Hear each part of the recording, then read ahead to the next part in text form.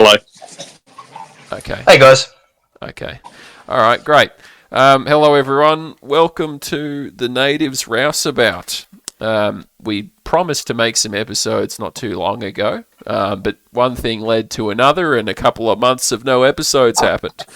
But today we wanted to hit on a real current event, top of the topics kind of agenda on vaccines, COVID-19 vaccination, the mandates, the pandemic more generally, I suppose.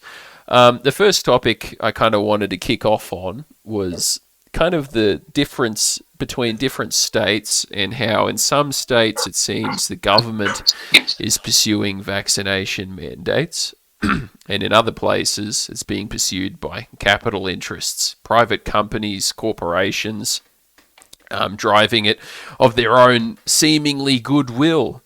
So I'd start off initially saying in New South Wales they've had vaccine mandates in Sydney for construction, and that went down without any massive blues. But in the greater state they haven't really enforced it for that industry. They have for some other industries like medical related industries and aged care. I think schools are also in the mix. But generally the rest of the economy is free of mandates, but there's private companies having a swing. Now, Darius, you're in Victoria. What's the story down there? Oh, look, listen, it's pretty all over the shop in terms of what you get. It's a mixed bag because it's being changed week to week. It's impossible to almost keep up. So originally it was mandatory for a couple of sectors. It was mainly healthcare, aged care, as they were kind of the biggest pushed. And then it spread into construction, and we all kind of saw how that went down with the CFMEU and the ETU. And I thought the boys did pretty well there. But then it went into 4 mandatory industries, which was construction, aged care, Medicare, and education, or medical and education. And then apparently it went into basically everything under the sun, which is interesting because it's actually hard to find any kind of, like, we're talking about legal documentation. We're not talking about kind of, just on the DHHS website. But like I'm out of work in manufacturing because of it, because the company I work for was a bit weak they just implemented it. But yeah, it's just it's so hard to keep up, and like the real threat isn't actually anything to do with health. Like, you ask anyone, like, how many deputy health officers, which are the guys who enforce this, have actually been around to a business. Like, the threat is empty at best. It's really just a way to essentially strain employee and employer relationships to the point where it's like, all right, well, you're going to lose your job if you don't do this. But yeah, look, it's a bloody mess, to say the least. Yeah, that's it. I mean, it raises an interesting point too, like they know the pedigree of person who's going to be staunch and say, nah, just not taking it, bro. As simple as the same pedigree of people that the state would have an interest in crushing anyway. Kyle, so you're down Victoria as well. Like, what have you seen from your perspective? On the border as well. So living on the border is a bit interesting because I can experience both New South Wales and Victoria sort of within the same day. So within the last week, I've dined out in New South Wales, but I've also sort of lived my normal life within Victoria. And so far at the moment, while I would say the Victorian rules are probably more authoritarian in their sort of essence, as there is no sort of unvaxxed open date as opposed to New South Wales, I feel like it's the same as when a mask mandate first came in, particularly for New South Wales. For that first week, everyone is very sort of stringent and they're very sort of on top of it. Everyone will ask you, are you vaxxed? Are you vaxxed when you enter a shop? And if you're a smart player, you've got your little sneaky photoshopped vax certificate. In a romantic novel, of course. Of course, in a fictional novel I've written. Yes. Yeah. In Minecraft. And now it's just become relaxed. I would probably see what it's like in New South Wales, perhaps this weekend.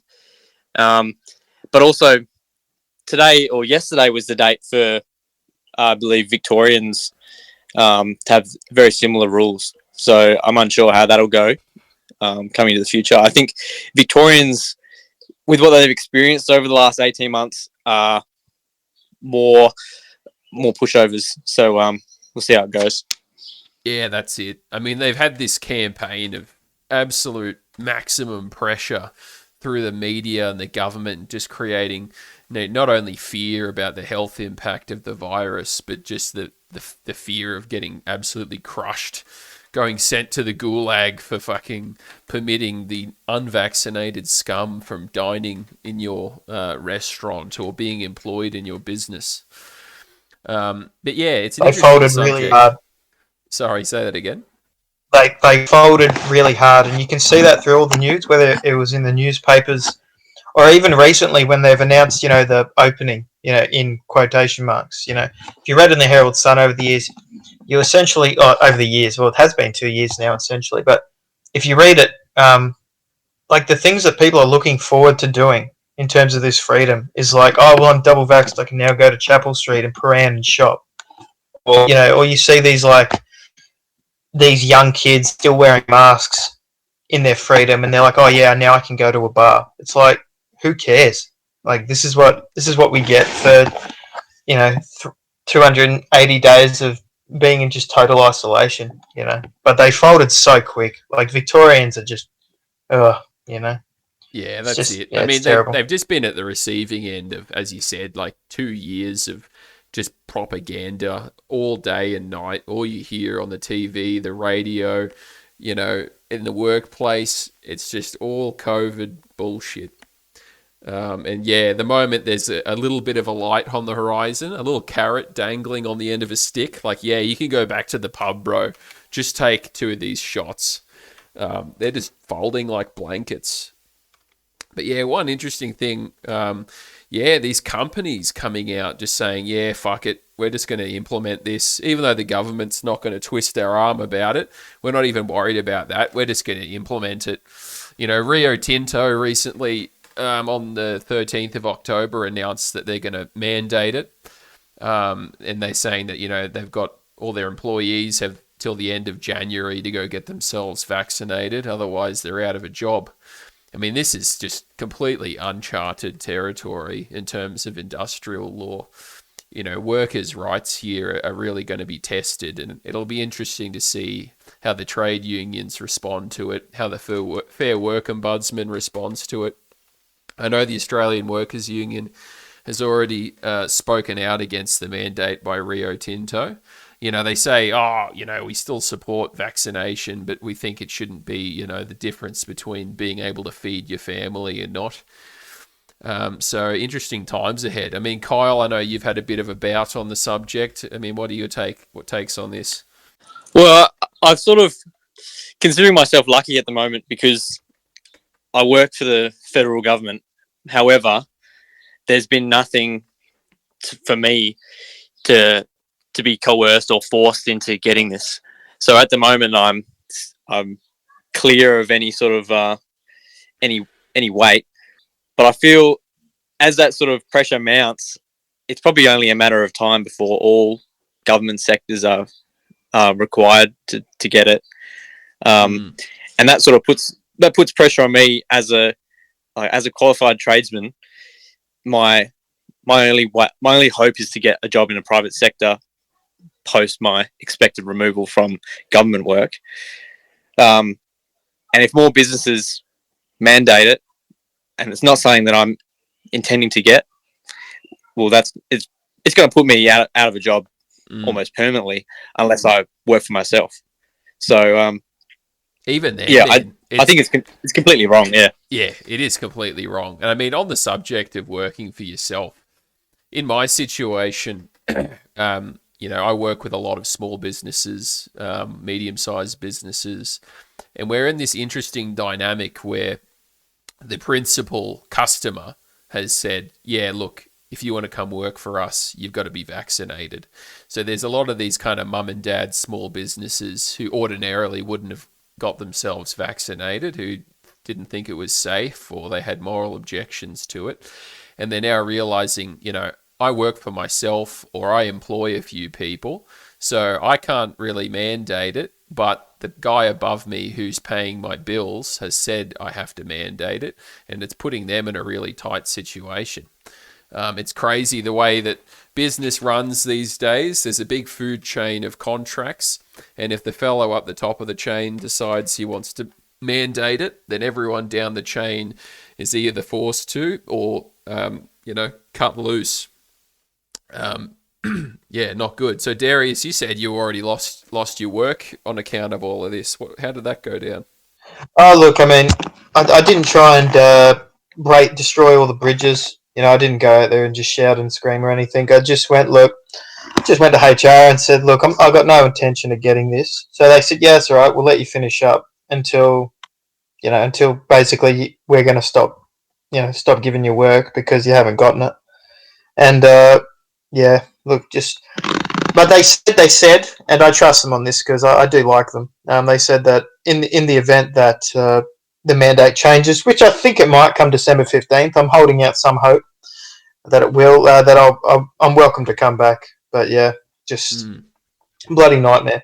But also, Kyle, on that federal, you said you're employed federally. Is that right? Yeah, that's right.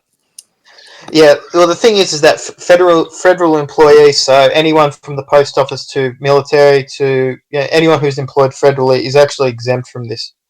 That's for the time being until ScoMo decides to do a dirty. Yeah, I think that is the saving grace, is that really I respond only to the federal government, and if the federal government steers clear, the states can sort of do whatever they like, and I'll keep my current employment. Well, they should be able to. The federal government should be able to steer clear due to 5123, I think it is, of the Constitution. They should be able to. They shouldn't be able to do it, which is why ScoMo kind of backpedaled back in April. But who knows this world? Yeah, that's it. I mean, the interesting thing, with regards to the federal government too, old mate Greg Hunt, I think it is, from the Liberal Party, is talking about booster shots and having them permitted. So it seems they're on the train that there is indeed going to be a need for more than 2 vaccinations, and that people may need to continuously get them every 6 months, hand Pfizer over their $60, whatever it is per shot. So we just, we hope that that's not the case. We hope that they're satisfied with 2 kill shots, and then you're a free man. But we'll see. Well, the current storage, I believe, is set for 4 shots per person in Australia. That's what they've got. In stock. In Canada, they have 8 shots per person available. Yeah, unbelievable. Just confirmed gay. Canada. Confirmed gay. Yeah, Canada's the big gay. We all know that. But yeah, it's the little brother to America, but America's even gay. Yeah, that's right. It's not the Great Satan, but it lives next to the Great Satan and is therefore pretty gay. Yeah, so onto I guess kind of in the response to this, the CFMEU in Victoria, and I know in Queensland and New South Wales have said that they don't support the policy of mandatory vaccination. But they obviously haven't challenged it in Victoria. They haven't found themselves having a go in the Supreme Court. Capitulated. Yeah, they just folded like a blanket. John Setker's an absolute shit cunt, as far as I'm concerned. Disgrace. Absolutely. They've got him by the strings because he's done that much. He's beaten his wife. He's probably taken bribes. They've probably got that much shit against him that they can just say play him like a fucking fiddle. Utter disgrace.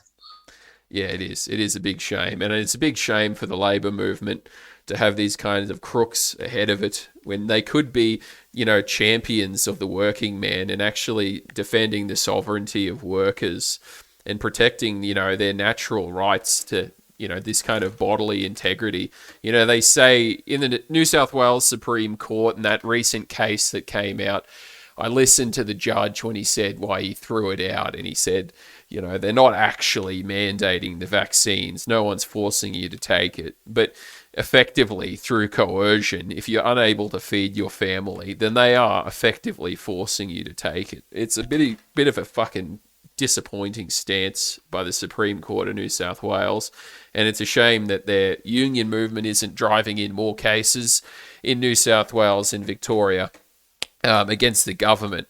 But we're now in this situation where private businesses are trying to implement this, and without necessarily having a public health order to back up their mandate. So this case with Rio Tinto, Woolworths and Coles going down the same route, it'll be interesting to see when it's tested in court, because there's no longer a law that's actually upholding it or a health order. They may be able to dispute that, these vaccine mandates, they aren't covered by the Fair Work Act. They aren't in any enterprise agreements or awards for any of these groups of workers. So they may have good grounds. In fact, I think they have very strong grounds to shut down these mandates through court or through the Fair Work Commission.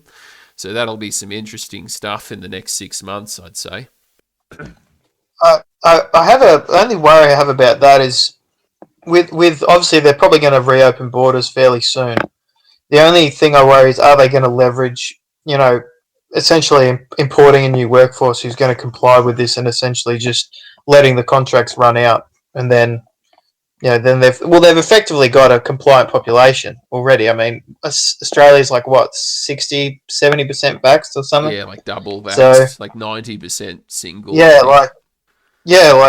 I'm more worried that they're just going to say, well, we'll let the contract run out and then we'll just yeet you away and we'll find someone who has got these vaccinations and all this crap. But, yeah, that's it. I mean, the business and commerce chambers have just been screaming the last month, we're going to bring in like 2 million people over the next 2 years. Just absolutely pump this fucking state with, scab immigrant labour that are not going to oppose any of this stuff.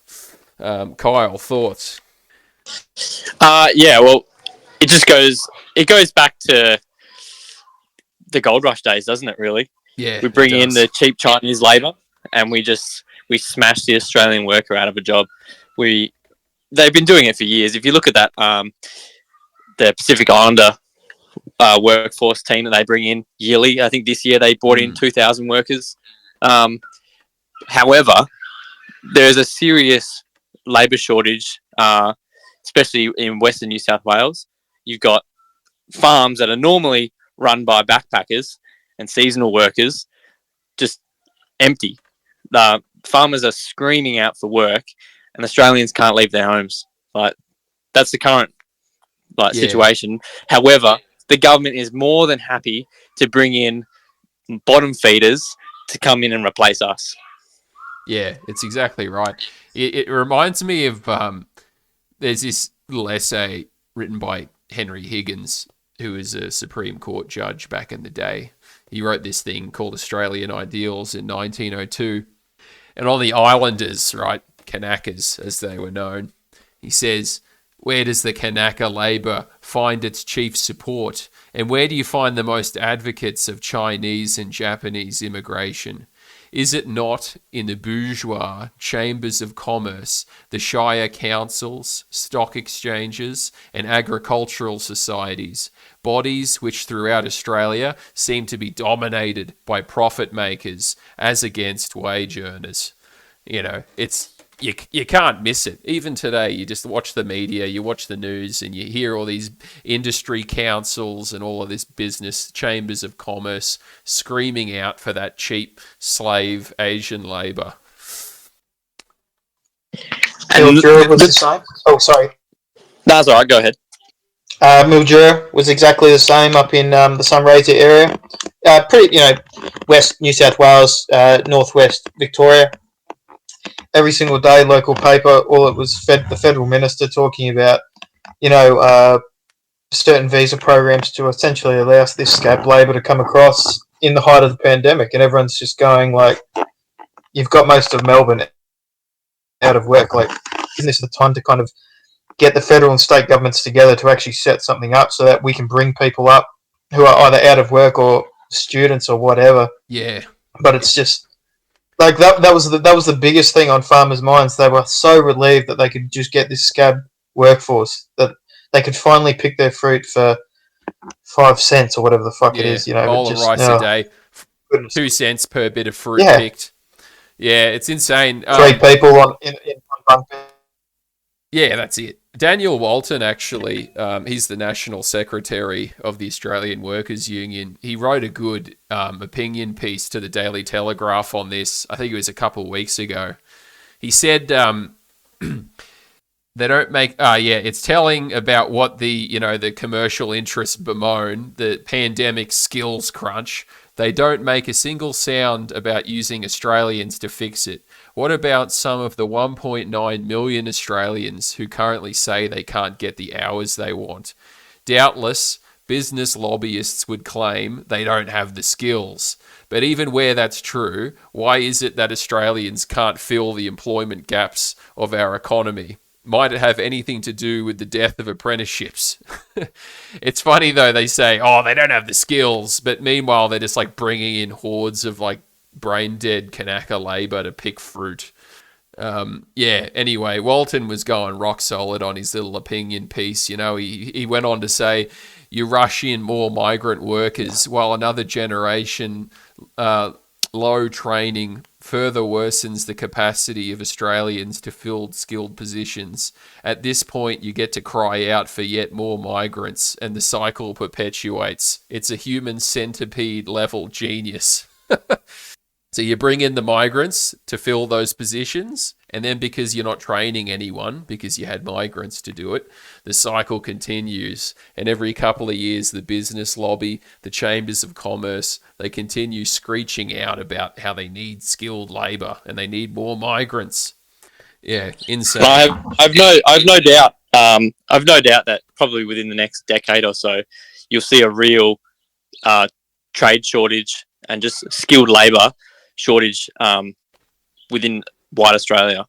The current generation, probably about to finish school, you can see how the media has tapped into that market and just where are all the apprentices gone, really.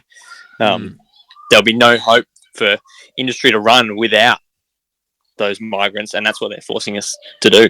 Yeah, I mean, I think we're already halfway there, man. Honestly, like, you'll pay your average carpenter or bricklayer or concreter, he's getting pricing at like $50 to $80 an hour. It's just insane. Like 30, 40 years ago, they were on, half the money. And it works for them, but it causes this shortage, which is the wedge which allows the industry to try and cry out for more foreign scabs. Thoughts, Darius? Yeah. The apprenticeship problem is massive, and the thing is also not just the lack of apprenticeships being given to white Australians, but also the quality of those apprenticeships and the quality of people who are, mentoring them is, I think, also diminishing. I'm a former electrical apprentice. I would say I call myself maybe a victim of the not the RTO. What is it? The government training organisation apprenticeship. Like those companies that essentially hire apprentices, deal with apprentices. The whatever they're called, it skips my mind. But like Solar Farm wanted, they wanted 20 trade assistants essentially to work on electrical equipment. Luckily, the ETU came around and found out that's what they were doing and said that was illegal to this company. And then all of a sudden they had to turn around and they hired 25 apprentices. It's like on a solar farm. It's like no, like. That should never happen. Like no apprentice, like not 25. And the thing is, the quality of work's not good. Like it got to the point boys actually looked forward to going to TAFE because they would learn more at 5 days of TAFE than they would at 6 to 8 weeks of actually being on the job, which is usually not the case. But and this is what it's going to be. It's going to be, well, we've got 11 months of crap work for you to do. Here's your apprenticeship. Here you can start your apprenticeship with all the hope and dreams all the hopes and dreams that comes with. And what's that?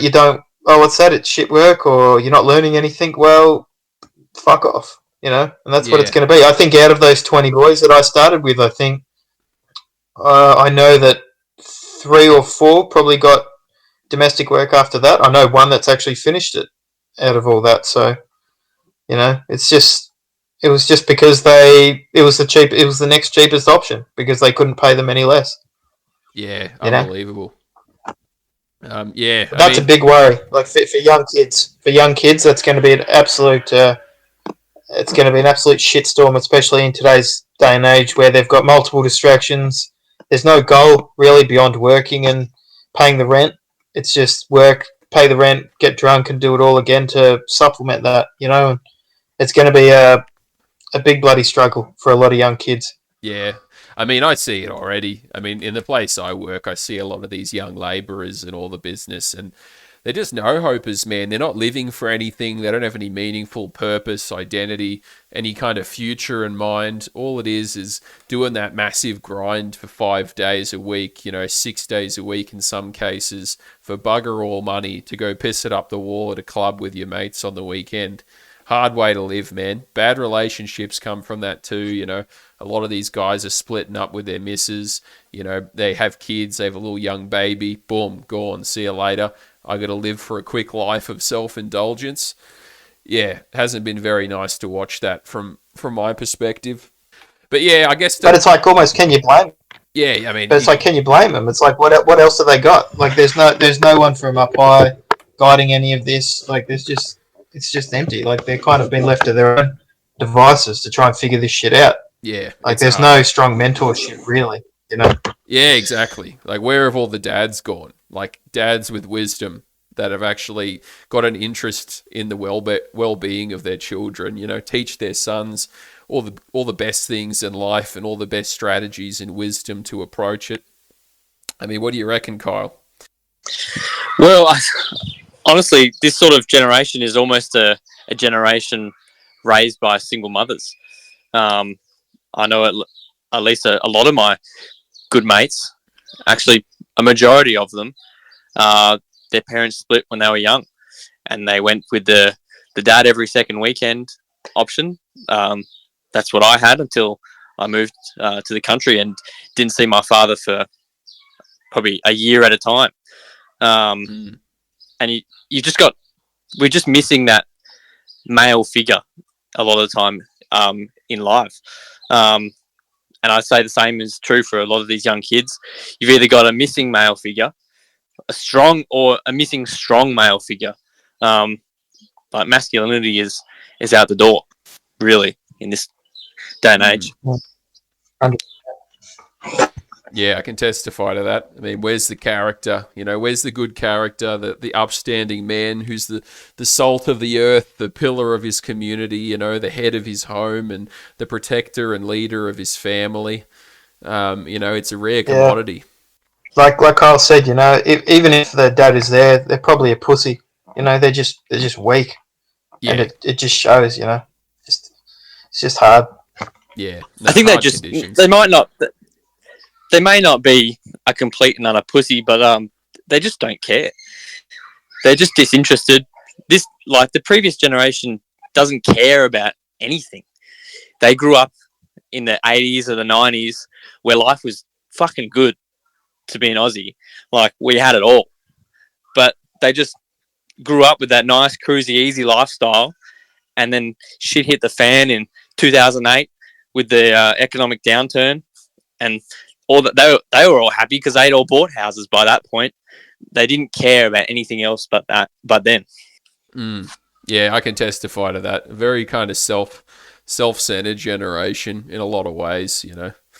They have no vision of like a life worth living that's full of virtue and duty. It's all just riding the carousel. But even the ones that sorry. No, you're right. Oh, okay. Even the ones that say that perhaps feign that they care about it's how hard it is for young people to buy a house or just get into the housing market as an example. Like, they will not take any alternative position, whether it be on migration, whether it be on national identity. Like, they'll say, young kids should be given a chance, but in the same breath they'll say, we can't. Migrants built this country, and they'll ask for the name of Australia to be changed in terms of because Aboriginals want it, or just something along those lines. Like, it's just this nonsensical argument. They want their cake and eat it too. They don't really want to make any hard decisions or upset anyone. And it's just it's bloody frustrating. Yeah, I can hear that. But yeah, I guess tie all this back into the COVID discussion, I suppose.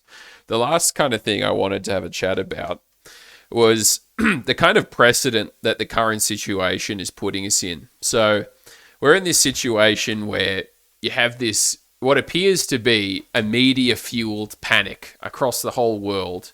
You know, everyone remembers the initial footage and panic in Wuhan, you know, the footage of people just dropping dead in the street, you know, Chinese authorities welding big steel plates over the doors of apartment buildings, hospitals overflowing, and blah, blah, blah, blah, blah. I mean, these are conditions which we should remember. People in Wuhan have like some of the worst lung health in the world just on account of the pollution that they live in. And naturally, any kind of condition, which would include the flu as much as it would COVID, would drop some of these people. There's no question about it. But either way, you had this panic-stoked media situation where all this shocking and horrible footage is coming out of China. And that sells. That sells really quick. The media's like, shit, you know, we put up this bit of footage and suddenly we've got, 10 million views. And the media gets addicted. They get addicted to the spectacle and they keep finding ways to cycle it around to increase their, advertising revenue.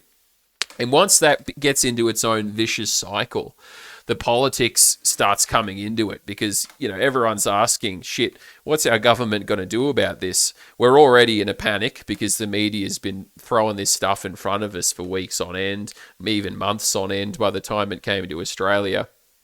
So the politicians feel that they're probably at the end of a knife to implement this stuff. It's either that or alternatively, some fella from big pharmaceuticals already come along and said, hey, look, lock these pricks down and then we'll give you a vaccine. We'll give it to you at a fair price and then you can use the vaccine to get out of this problem and then you can look like a hero. I mean, what are your thoughts on this, guys? I mean, do you think Big Pharma played a role in this, or do you think it's mainly the media hype which got the ball started? It's a combination of both. I mean, the people who run the media are Bergs, and the other ones who do pharma are usually Steins. So it's just like it's two sides of the same coin. They both go hand in hand. I don't understand why anyone would trust any of these big pharmaceutical companies. You just go through any of their records and you can see, billion-dollar fines for buying out doctors' opinions, all these type of things. I don't know why anyone would still listen to any form of mainstream media, but I don't think you can separate the two. I think maybe they just, I don't know. I think they needed to manufacture a crisis in some regard. I don't know what for, but yeah, it's a good way to sell product. I got no idea. It's a good way to sell products. It's a good way to maybe boost profit in a way, but I think there is something maybe we're missing in terms of why. Like I have seen some people talk about this in terms of a way to. This is probably getting off topic again, but to maybe push more immigration in the way of medical crisis, in a way to, we might need more people to fight this or to boost economies or something along those lines. But yeah, I can't put my finger on why any of this would have been a good idea to do it, because the gravy train was floating along just fine enough as it was. So yeah, I'm not entirely sure, but it is weird. Kyle. So I think something to remember and to think about is that the media is now, or the mainstream media is a product, and we're the consumers. It's not an information source anymore. Unfortunately, 90% of the population don't understand that. It's designed for us to consume, and we need to buy into these ideas that they are literally trying to sell to us. I think the media sort of grabbed it, went with it, and then pharmaceutical corporations, they're in it for the money. They're giant capitalist organizations, and they probably saw this open goal and just went for it. Like, it's the crime of the century, really. Like, these companies have made so much money, and I think that's all they're in it for. I don't believe there's a global conspiracy to depopulate the earth.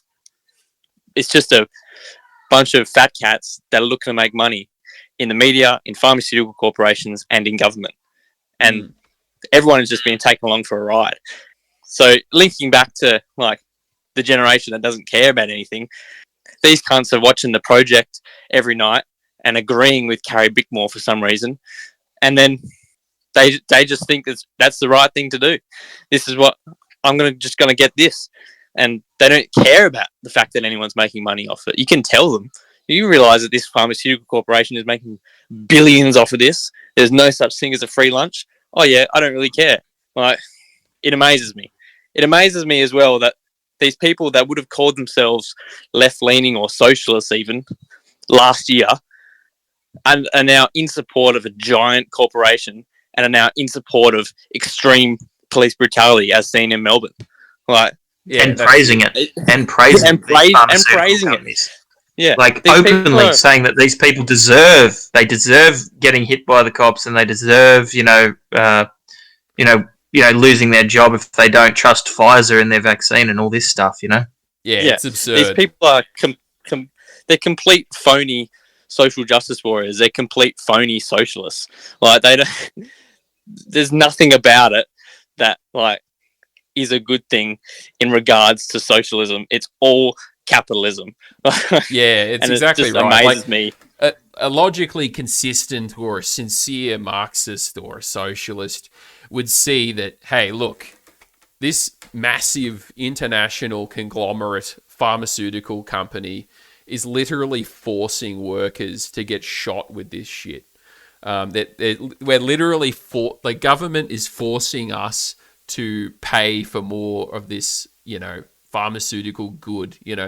The next generation are going to be swimming and paying this debt back with our own blood. Like, we can't repay this debt out of thin air. It comes through austerity, and this is shit. I remember after the fall of Wall Street, all your trendy, leftist thinkers were saying, debt, we're going to be repaying this and it's going to kill us, and we're going to be doing this at the expense of the workers. It's just amazing, man. Like, it's going to be the exact same story. Our country is in so much debt to these pharmaceutical companies.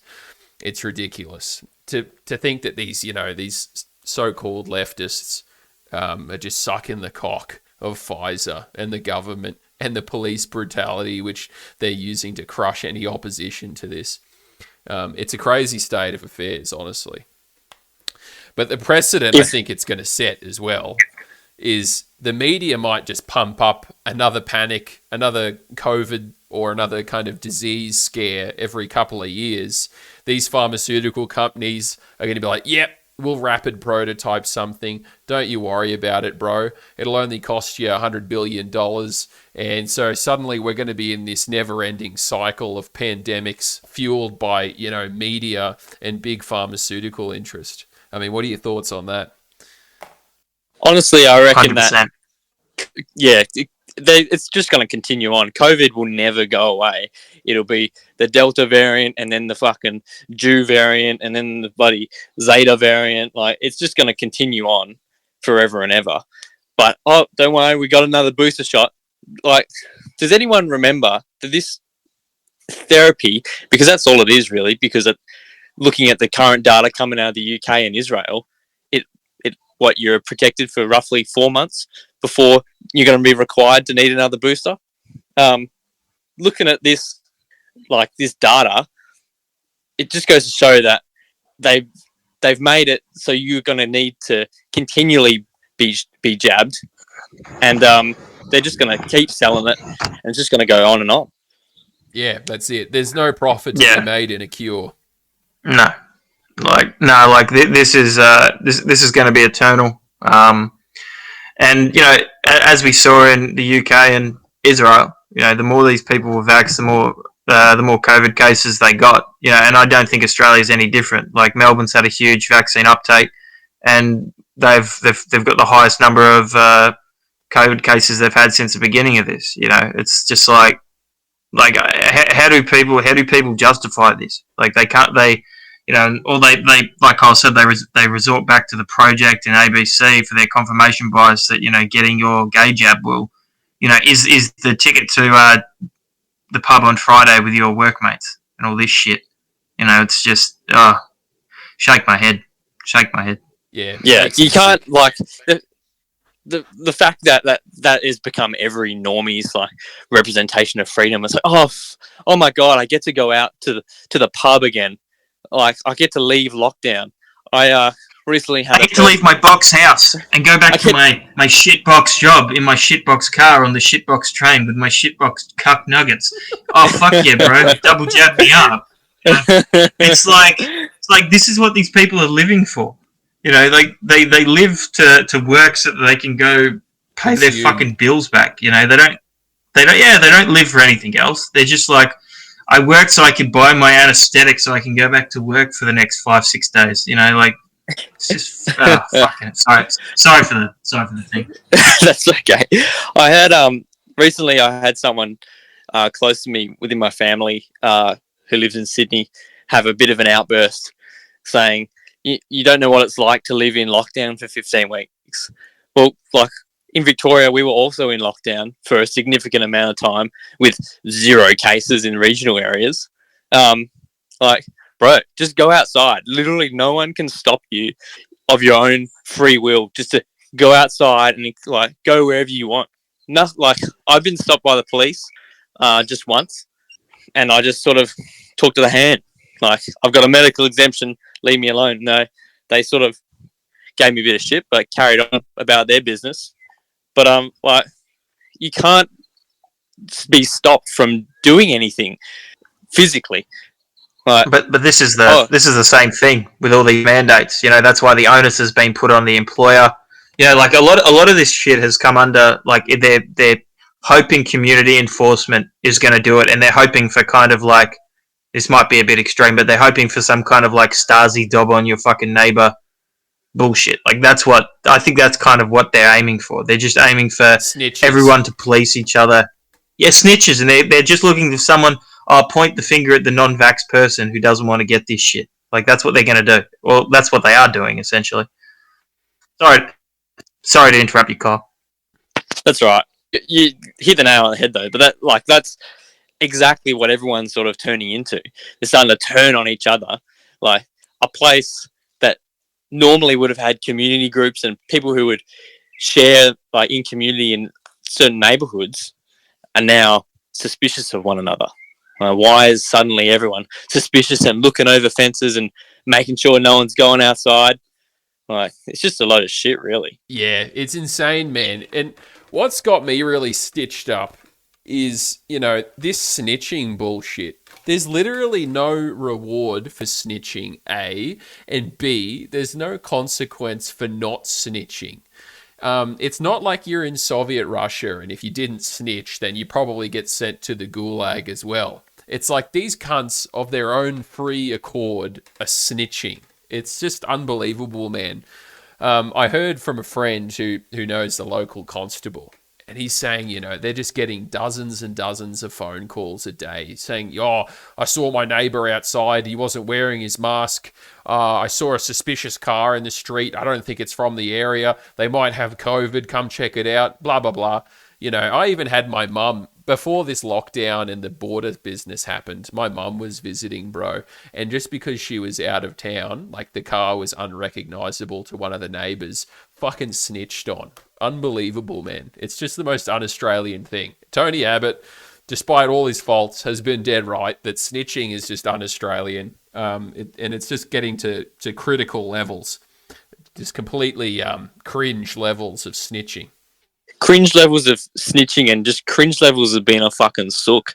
Like, that in itself, those two things, completely un-Australian. Like, if you went, those people, those tradies protesting in Melbourne are just making it worse. It's like, cunt, cringe. You're doing no one a favour by being a pussy. It's like, if they pipe bombed a fucking building, yeah, maybe snitch on them. If they just wanted to go outside and, go to Woolies, or they wanted to go see their friends, like, are you fucking kidding me?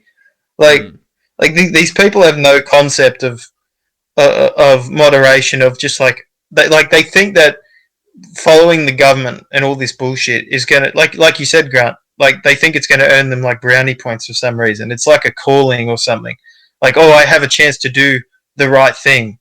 It's just like just a bunch of fucking losers. Like seriously. Dead set.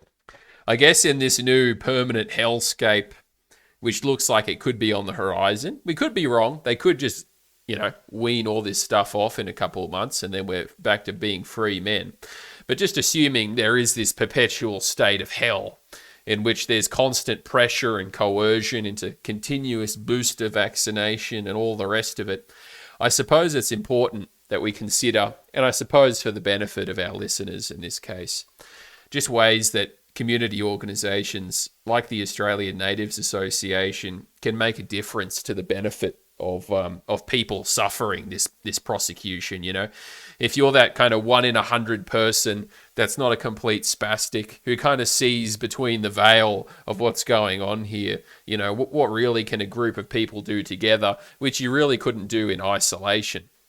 And I think in this case, any kind of community group like the ANA, there's people in positions of industry and business, people with an interest in law, there's people with an interest in different fields of skills and training and education, and you're really able to get the best collective wisdom on how to navigate this maze, which is full of traps. I mean, that's your first best advantage. And I think second to that is the ability to pool resources together. Put money together for a legal fund, put money together to acquire property. If we have 5 or 6 guys out of work on account of the fact they won't take the kill shot, we can take care of them, put a roof over their head, put food on their table. And so long as there's solidarity in the ranks of the organisation and people in diverse fields and diverse industries, you're really able to take care of the others and work as a team to kind of work our way out of the situation. Where if you're that individual in isolation out upon the ocean of this absolute state of terror, you're going to be in a lot of trouble. I mean, thoughts? Yeah, it's really important to sort of band together and find like-minded people. Just recently made a new mate with common interests, and we went for a bit of a hike and an overnight camp. And I said to him once we walked back down this mountain, I said, "Look around, mate. They can never take away this from us." And we were probably 50 to 70 kilometres away from the nearest town, just in complete isolation and just beautiful bushland. And that's something that they're never going to be able to take. And if we continue to strive for that and strive for community and just have a great bunch of people surrounding us at all times, really they can't take away that either. Darius. Yeah, 100%. Yeah, 100%. Like the Vic branch, kind of, we all got together and had a little bit of a shinwag and a bushwalk in North Melbourne, in northern parts of Melbourne, out in the Greenbelt. And like just the community coming together. Like obviously a few of the boys, myself included, lost our jobs. But we've looked after ourselves financially and just but knowing that who needs a bit of help and when is it's a good thing to know. And just even if you can't help, let's say in a financial sense, just maybe that physical presence, whether it may be helping someone get to their job or just in some regards, just helping your fellow man out. But like Kyle said as well with the community, they can't take these things away. They won't be able to drive us apart unless they throw us in jail. So even then, as far as I'm concerned, it's that's right. The ANA prison gang will be running all major high security in a while. But it's just stay strong. I think it'll be all right because I don't think they'll be able to force everyone to get it. But I think there's light at the end of the tunnel. I really do. I think if anything, this experience is just going to strengthen the membership of the association, and I suppose as well our strategic curve. This situation has put us into a place where we've had to really take stock of, what resources and skills do we have? What people have enough skin in the game that we're ready to throw in together to take care of each other? Over the last couple of months, 6 months, we've explored multiple properties, around the capital region, considering options to throw in and buy property together with the intention that we can be debt free and live as a community on next to nothing. There is options with people in groups and people with skills and experience and resources working together. We can overcome a lot of these hard odds. So, that the word of encouragement goes out to everyone who's been listening to this. If you've given a remote thought to joining the Natives Association, make sure you drop us a line. There's a lot of good people out there that would like to help you, and we would like to be in your company, to be a part of our community and to be a part of our growing cultural renaissance, I would say, of Australianism. But on that, any other thoughts, guys? What else can that community really do for us in situations like this? I think just learning some skills as well, like learning from one another. I know we've been a part of a few hunting expeditions and a few camping expeditions, and we've had talks on fitness and health from some members. Like those sort of things are invaluable. That sort of knowledge. We all have something to give, and like that's what we do as a group. We give to one another. Anyway, any other final thoughts? I don't think I could add anything to that. I think it'll be a hard graft, but we're going to be the first through the wall, and as hard as it's going to be, it's probably going to be the most satisfying part, and I'm very excited for all that comes, good and bad. Yeah, that's right. Yeah, look, guys, I think we might wrap it up on that. I think everyone who's listening, guys, take the encouragement, take care of yourselves, take care of each other. Remember, you're a true-born native to this soil. You have ownership over it. You have companionship with it. Take care of the fellow members of the ANA. Really work together to overcome these terrible conditions, and make sure you're all there to support each other. In both the moral, social, and just companionship sense. Thanks for joining us, and I hope you all have a good night. Thank you. Thank you. God bless.